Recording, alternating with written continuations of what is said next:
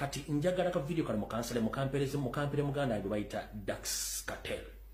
Dax Cartel wona woli oli comrade munafu wachuka na ye mukyala wo agenda kuletera ebizibu yetaba mu business ezokutamba ozoganti atambuza batafuna visa netatukiriza mirimu je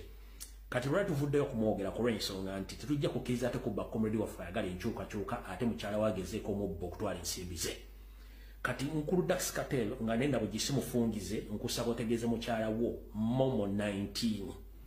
akwate sente za comrade munaffe Masaba Faustin ze yamuwa $1,700,000 no sente zigwamu amodize sente ze kubanga teyalendalinda services za visa ze yamusuubiza sente ngayaga nazirya nga tazimudiza mukyala Momo 19 nga nenda bugisimufungize bobo sobodde okubba omuntu ali somewhat popularly known nga activist ate nga ali related mu belief ya bawo ndi munankyukakyuka kitegeeza abatayina batamanyikiddwako wadde abantu abawera 10,000 mu Uganda obakoze otya omukyalo ono ye Momo 19 mukyala wa Dax Cartel omuyimbi munankyukakyuka ne ole mukyala we mukyala gwe ngenda kukusaba nga nabwe gisimufungize saagala nnyo kola violence olwayo lunaku lwakutaano nkuwadde mpaka lwakusatu ng'okutessereza omwami ono zimuwadde otherwise bw'otazimuwa ngenda kuteekako drone zange nyinza n'okuleeta abalala abewabba abatamanyikiddwako muwendo n'ebintu ebira n'ebikuba ku mmeeza wano so tekitwagala kwata milioni za comrade waffe 7 ozimuwe nga nina bwe gisimufungize nga tetunagenda into details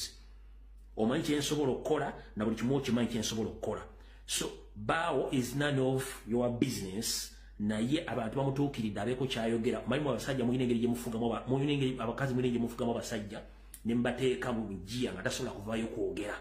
siri type y'abasajja abo abafugibwa abakazi no although I respect women nenjala kugamba kwata sente za Masaba Faustin nga nabo gisimufungize tomanyi baana ngeri gye bayise mu struggle bawambiddwa bakubiddwa emiggo nga yagala kulabirira family ye abere bulungi nkuwadde mpaka lwakusatu ngoziza sente za Masaba Faustin $7,000,000 kugwambwe zigaana ngenda kukolako surveillance ojinza n'okudduka mu Uganda nchidda Momo 19 komyawo sente za Masaba Faustin nga nabo gisimufungize olwa lwakutaano olina olw'omukaaga Sunday Monday lwakusatu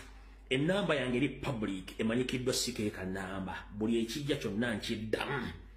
nga simunyambi kuba sikolagana ba NRM omuntu yenna ali willing okumpa more information about this lady nga nange sinakola further investigation please jangu mu inbox yange ku namba yange emanyikiddwa twagala sente za Masaba Faustin nga nabo gisimu $1,700,000 sente zigwamu nkuwadde mpaka lwakusatu bwe luyitako ngenda kukolera programu nga nkunoonyerezaako ojja kitegeera ne ku mulimu oyinza ogufira gy'okolesa